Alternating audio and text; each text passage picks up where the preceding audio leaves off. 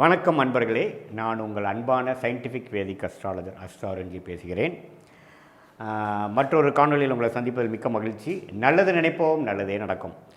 நம்ம இந்த காணொலியில் பார்த்திங்கன்னா மேஷ ராசிக்காரங்களுக்கு புத்தாண்டு பலன்கள், அதாவது புத்தாண்டு பலன்கள் வந்து இந்த வீடியோவில் நம்ம டீப்பாக பார்க்க போகிறோம். முதல் ராசியாகி மேஷ ராசி பார்க்க போகிறோம். முதல் நீங்கள் தெரிஞ்சுக்கணும், புத்தாண்டு பலன்கள் எதுக்கு பார்க்கணும், பார்க்குறதுனால என்ன அப்படிங்கிற விஷயத்துக்கு வந்து ரொம்ப இம்பார்ட்டன்ட். அதுக்கு தான் பார்த்திங்கன்னா கடந்த ஒரு 2-3 வாரமாக நிறையா நேயர்கள் வந்து நம்மளை கேட்டுட்ருக்கிறதுல நிறையா குறிப்புகள் எடுத்து கொஞ்சம் காலதாமதத்தோடு உங்களை சந்திக்கிறேன். சரி, இப்போ என்ன பண்ணலாம் அப்படின்னு பார்த்தீங்கன்னா, புத்தாண்டு பலன்கள் ஏன் பார்க்கணும்? புத்தாண்டு பலன்னா என்னென்னு பார்த்தீங்கன்னா, கோச்சார முறையில் கிரகங்கள் ஒரு ஒருத்தர் நம்ம பேச மூவ் ஆகிட்டு இருக்குது பார்த்தீங்களா.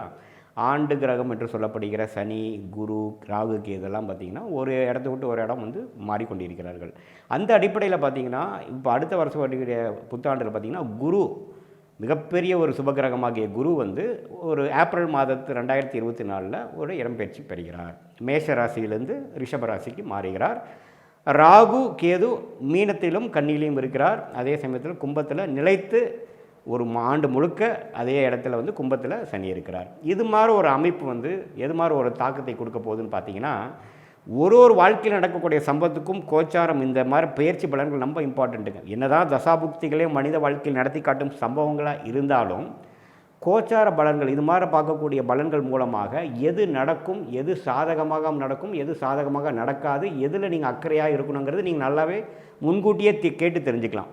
அது மூலமாக பார்த்திங்கன்னா நீங்கள் அடுத்து வரக்கூடிய வருஷத்தை நல்லாவே பிளான் பண்ணிக்கலாம். ஸோ அந்த முறையில் பார்த்திங்கன்னா நமக்கு சயின்டிஃபிக் வேதிக் அஸ்ட்ராலஜி முறையில் நம்ம என்ன பார்க்குறோம், ஒளித்தத்துவ முறையில் நம்ம பலன்களை பார்த்துட்ருக்கோம். அந்த அடிப்படையில் மேஷராசிக்காரர்களுக்கு 2024 புத்தாண்டு எப்படி இருக்க போகுதுன்னு பார்க்கும் பொழுது 11ஆம் இடத்துல சனி இருக்கார். லக்னத்தில் என்ன, அதாவது மேஷ ராசியிலே பார்த்திங்கன்னா குரு இருக்கார். அதுக்கப்புறம் வந்து ராகு வந்து 12ஆம் இடத்திலும் கேது 6ஆம் இடத்துலையும் இருந்தார்.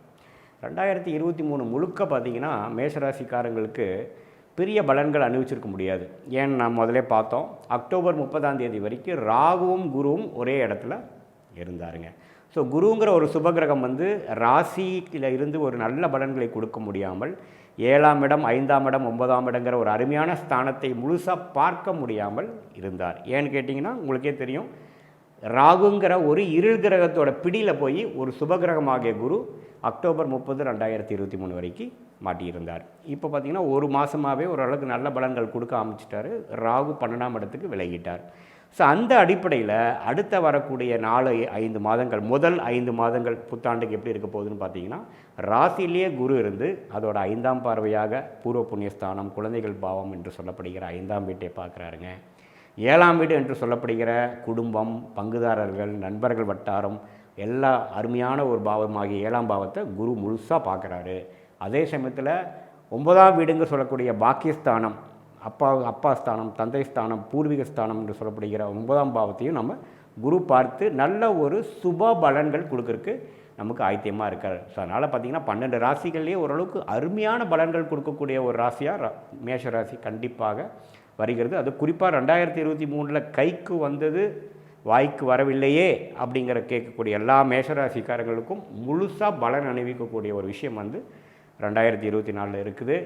பல பேர் பல விஷயங்கள் வந்து நடக்குமா நடக்காதாங்கிறது நிறையா பார்த்துட்ருப்பீங்க. உங்கள் தசாபுக்திகளை பார்த்திங்கன்னா ஒரு முழுசான ஒரு ஒரு ஒரு நிலைத்த தன்மை இல்லாமல் இருக்கும். அது வந்து ஒரு மதில் மேலே இருக்கிற பூனை மாற இந்த பக்கம் பூனை உழுக போதா அந்த பக்கம் வரப்போகிறதாங்கிறது உங்களுக்கே தெரியாத சஸ்பென்ஸ் வந்து இந்த கோச்சார பலன்கள் என்று சொல்லப்படுகிற இந்த சனி, ராகு, கேது, குரு பயிற்சி மாதிரி இருக்கக்கூடிய அம்சம்தான் உங்களுக்கு பூர்ணமான ஒரு முழு ரிசல்ட்டை கொடுக்கக்கூடிய விஷயமா இருக்குது. அதனால் கொஞ்சம் ஆர்வமாக கவனமாக இந்த வீடியோ பாருங்கள். மேஷ ராசிக்காரங்களுக்கு பார்த்திங்கன்னா இந்த முதல் 5 மாதங்கள் ராசிக்குள்ளே குரு இருக்கிறனால குழந்தைகள்னால நல்ல விசேஷங்கள், அதாவது குறிப்பாக புதுசாக கல்யாண தம்பதியர்களுக்கு வந்து ஒரு 2-3 வருஷமாக குழந்தை இல்லைன்னு இருக்கிறவங்களுக்குலாம் ஒரு அருமையான ஒரு குட் நியூஸ், குழந்தைகள் பெறக்கூடிய ஒரு கருவுறக்கூடிய விஷயங்கள் இருக்குது.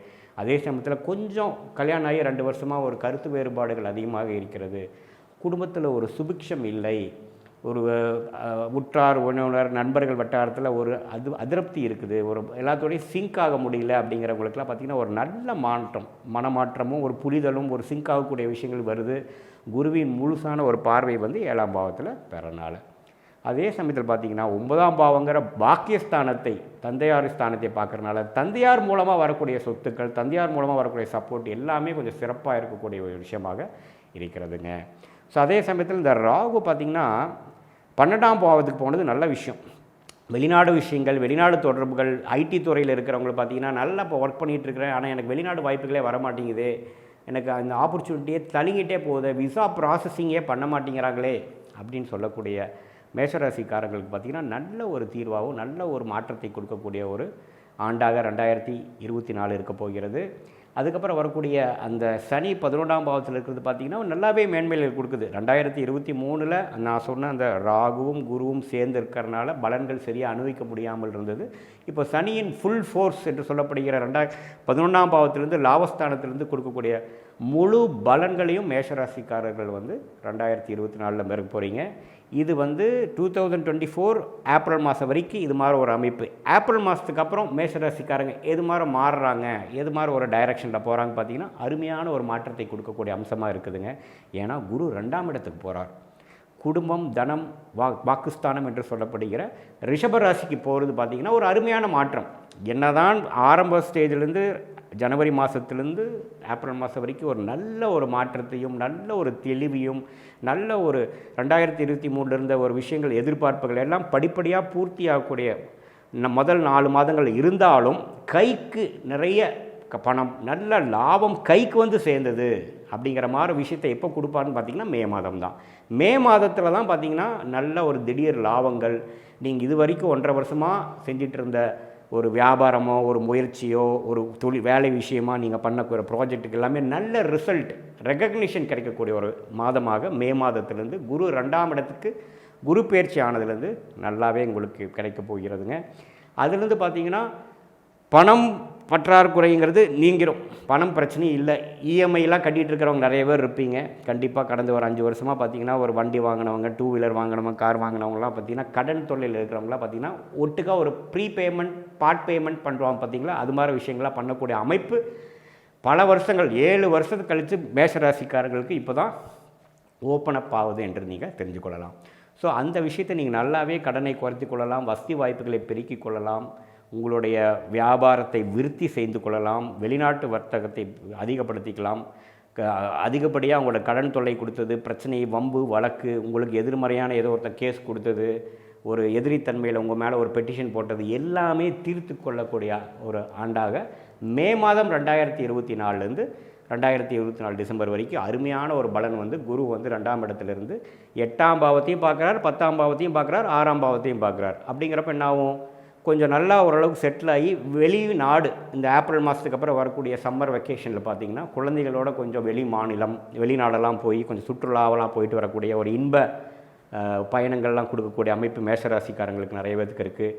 இதே மேஷராசிக்காரங்க முதியோர்கள், ஒரு வயசானவங்க 60-70 வயசுக்கு இருக்கிறவங்க பார்த்திங்கன்னா இந்த காசி ராமேஸ்வரம்லாம் ஒரு 10 வருஷமாக போகலான் இருக்கோம், எங்கே போகிற சூழ்நிலையே இல்லை, குடும்ப சூழ்நிலையும் நல்லா இல்லை, பணமும் கையில் இல்லை, இப்போ இந்த இருக்கிற பிரச்சனையில் எங்கத்தை போயிட்டு வர்றதுங்கிறவங்களுக்குலாம் ஒரு அருமையான ஒரு வாய்ப்பாக இந்த 2024 ஆண்டு உங்களுக்கு பிடித்த ஒரு சுற்றுலா, தெய்வ வழிபாடு விஷயங்களுக்காக போயிட்டு வரக்கூடிய விஷயங்கள் எல்லா அமைப்புகளும் மேஷராசிக்காரர்களுக்கு கொடுக்கக்கூடிய ஆண்டாக இருக்கிறது. ஸோ பொதுவாக என்ன சொல்கிறேன்னு பார்த்தீங்கன்னா இந்த 2024 முதல் 4 மாதங்கள் நல்ல மாற்றத்தை கொடுக்கக்கூடிய ஒரு ஆண்டாகவும் மன ரீதியாக ஒரு நல்ல ஒரு நம்பிக்கையும் ஒரு பூர்ண ஒரு புத்துணர்ச்சியும் கொடுக்கக்கூடிய முதல் 4 மாதமாகவும் அடுத்து வரக்கூடிய 8 மாதங்கள் மே மாதத்திலேருந்து பார்த்திங்கன்னா கை மேலே பலன், பிரச்சனைகள் தீர்ந்து விட்டது, கைக்கு வந்தது வாய்க்கு வந்து விட்டது அப்படிங்கிற அளவுக்கு ஒரு நல்ல பலன் அனுபவிக்கக்கூடிய ஒரு தருணமாக மேஷராசிக்காரர்கள் 2024 இருக்குது. இந்த ஆண்டை நல்லா நீங்கள் உபயோகித்து நல்லா யூஸ் பண்ணி இதில் அடுத்த லெவல் லைஃப்பில் நீங்கள் மாற வேண்டிய ஒரு ஆண்டாக இந்த ஆண்டை நீங்கள் கண்டிப்பாக செய்து கொள்ள வேண்டும் என்பது நம்மளோட ஆசை. மீண்டும் மற்றொரு வீடியோவில் சந்திப்போம். நன்றி, வணக்கம்.